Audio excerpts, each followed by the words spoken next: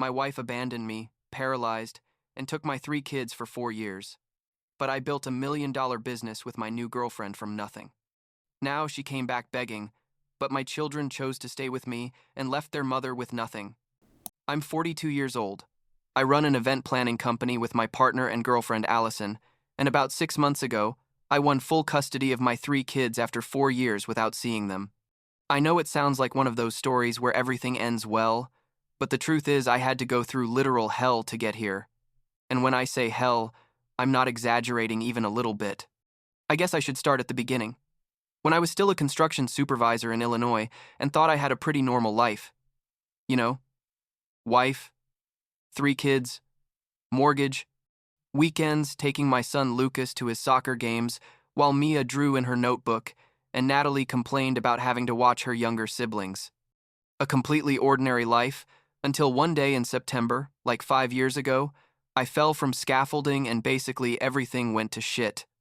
That day was a normal Tuesday. I was supervising a big residential project on the outskirts, like one of those developments with huge houses that all look the same. We had about 20 guys working, and I was checking the second floor of one of the structures when the scaffolding just gave way. I found out later that the company had bought cheap secondhand equipment to save money, and that several of the supports were rusted and weakened, but in that moment all I remember is feeling the floor disappear under my feet, and then nothing. I woke up in the hospital 3 days later with my wife Vanessa sitting next to the bed, and the first thing I thought was that maybe it hadn't been that bad.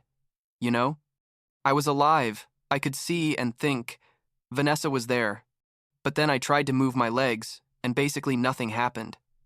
And the panic I felt in that moment was like nothing I'd ever experienced before in my life. The doctor, a guy named Morrison who looked too young to be a doctor, but I guess everyone looks young when you're 37 and just fell 2 stories, explained to me that I had fractures in 3 lumbar vertebrae, spinal cord damage, and that maybe, just maybe, with a lot of physical therapy and a lot of luck, I could walk again, but probably never completely normally. I remember Vanessa squeezed my hand when he said that, but looking back, I think it was more out of habit than anything else, because even then she had already started to mentally distance herself. The first days after waking up were a constant nightmare of pain, medications, doctors coming and going, and Vanessa showing up less and less. At first, I thought it was because she had to take care of the kids. Natalie was 12, Lucas, 11, and Mia barely 7, and obviously someone had to be with them. My older brother Eric, who's an electrician and basically the most direct and unfiltered guy you'll ever meet, offered to help with the kids, but Vanessa insisted she could handle everything.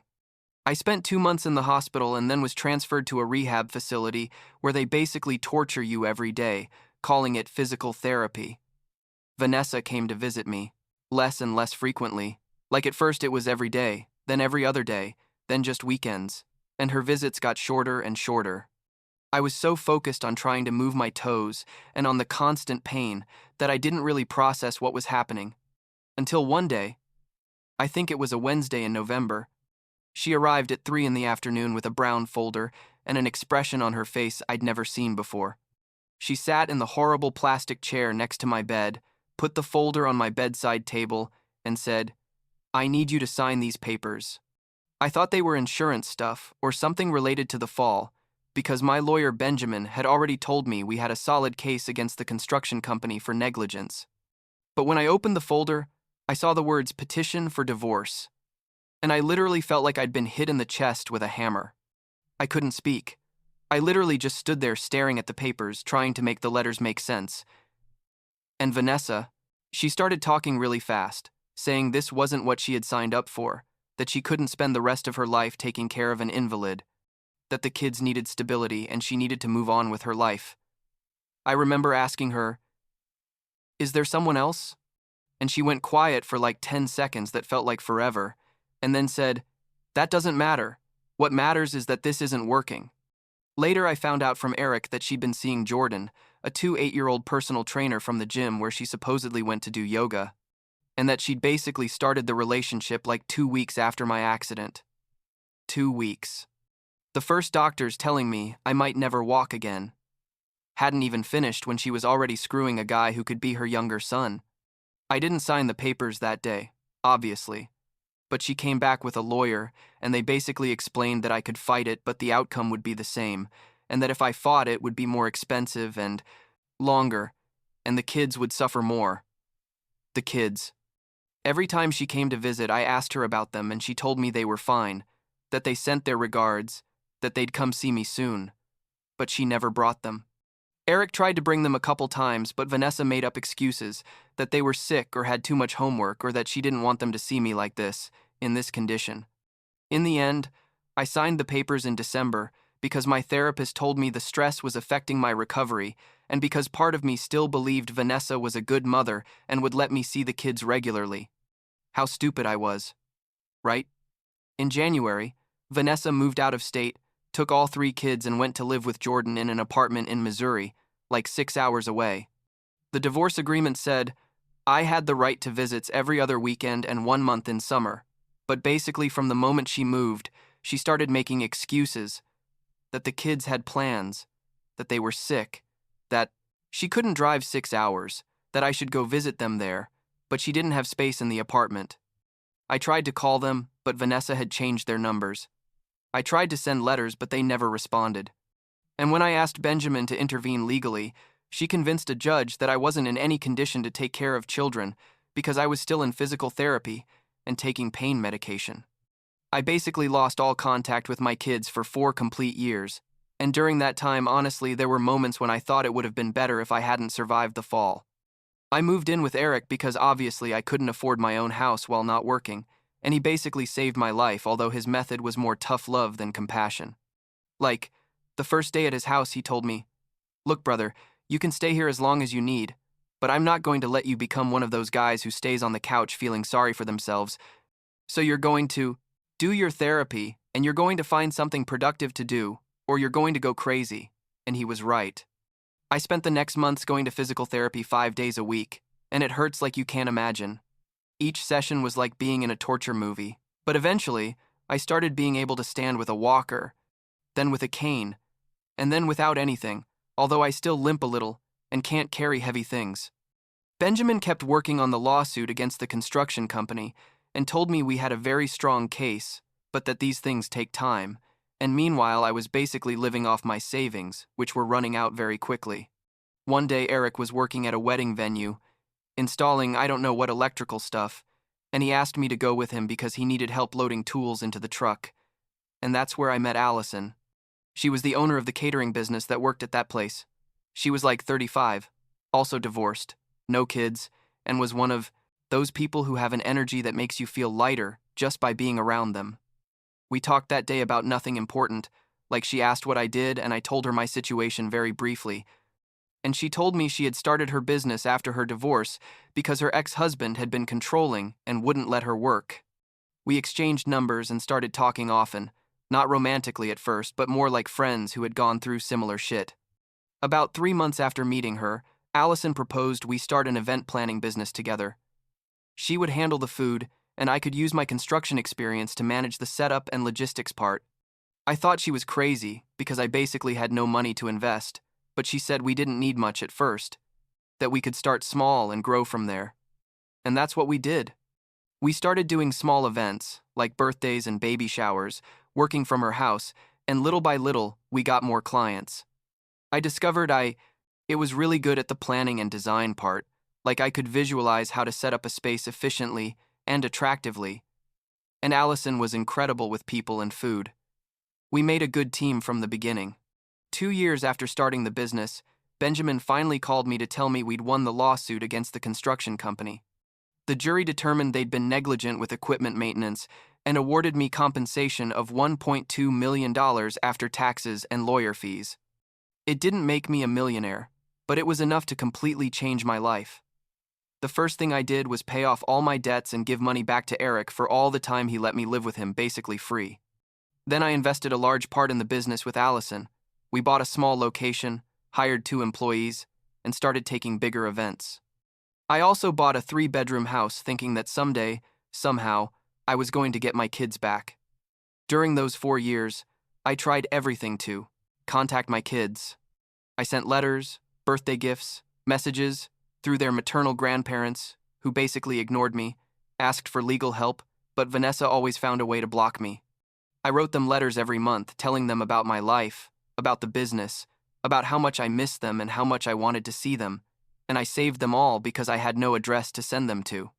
Benjamin told me I could fight for more custody rights, but that it would be difficult because Vanessa technically wasn't violating any direct court order and because the kids were minors and couldn't decide for themselves. I was basically tied up waiting for something to change. And then, about a year ago, I got a call from a number I didn't know. I answered thinking it was a potential client, and a girl's voice said, "Dad?" It was Natalie. She was 16 and had gotten her own phone and had found my number somehow, I think by asking Eric. She broke down crying on the phone, saying that Mom had told them I didn't want to know anything about them, that I'd forgotten about them, that I was too busy with my new life to care. I also started crying right there in the office with Allison looking at me worried, and I told her that was a lie, that I'd tried to contact them thousands of times, that I thought about them every day, that I loved them more than anything in the world. We talked for 2 hours, and I told her everything, about the accident, about the divorce, about how I'd tried to see them, and she told me that Lucas was now 15 and on the school soccer team, and that Mia was 11 and still drawing and was really good. She told me they wanted to see me, that Jordan had turned out to be an idiot who only liked going to the gym and taking pictures for Instagram, and that Mom was always stressed and in a bad mood. 2 weeks later, Natalie drove. She'd gotten her license recently, the 6 hours to my house, bringing Lucas and Mia with her. When I opened the door and saw them standing there, I couldn't believe how big they were. Like in my head, Natalie was still 12, and now she was basically a young adult. Lucas was taller than me, and Mia looked like a completely different girl. We hugged in the doorway, and I couldn't stop crying, and neither could they. And the neighbors probably thought we were crazy, but I didn't care.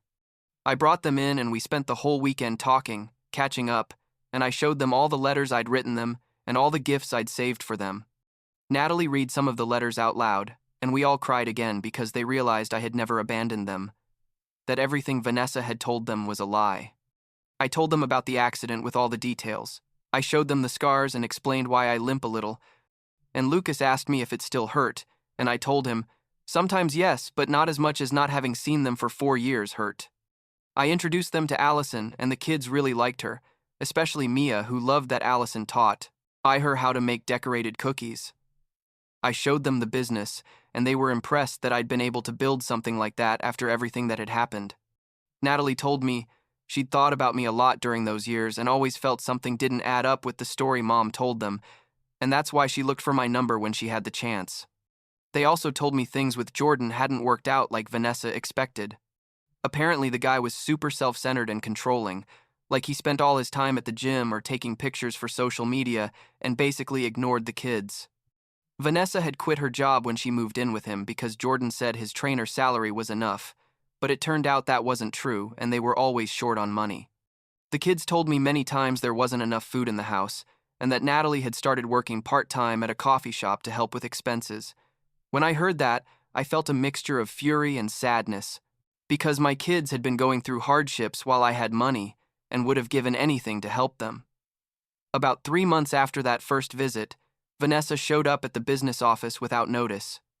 I was reviewing invoices with Allison when the receptionist told us someone was asking for me, and when I came out, there was Vanessa. She looked very different, thinner, with different hair, and had that expression of a desperate person that makes you feel pity and anger at the same time. She asked me to talk alone, and Allison looked at me like asking if I was okay, and I told her, yes, although I wasn't sure. We went to a nearby coffee shop, and Vanessa started with a long speech about how she'd made mistakes, about how Jordan had left her like a month ago for a 2-year-old TikTok influencer, about how she was sorry and wanted us to rebuild our family. She said the kids missed me, which was true, but not for the reasons she thought, and that we could start over if I forgave her. I stayed quiet for a while, just looking at her and processing what she was saying. And honestly, part of me felt satisfaction seeing her like this, alone and asking for help after everything she'd done to me. But the bigger part of me just felt tired and nothing else. I told her no, that I'd been through too much to go back, that the kids already knew the truth about everything and were going to live with me. She got hysterical, saying that wasn't going to happen, that she was the mother and no judge would give them to me. But I'd already talked to Benjamin, and he'd explained that now that the kids were older and could express their preference, and considering Vanessa had lied and blocked contact for years, we had a very strong case.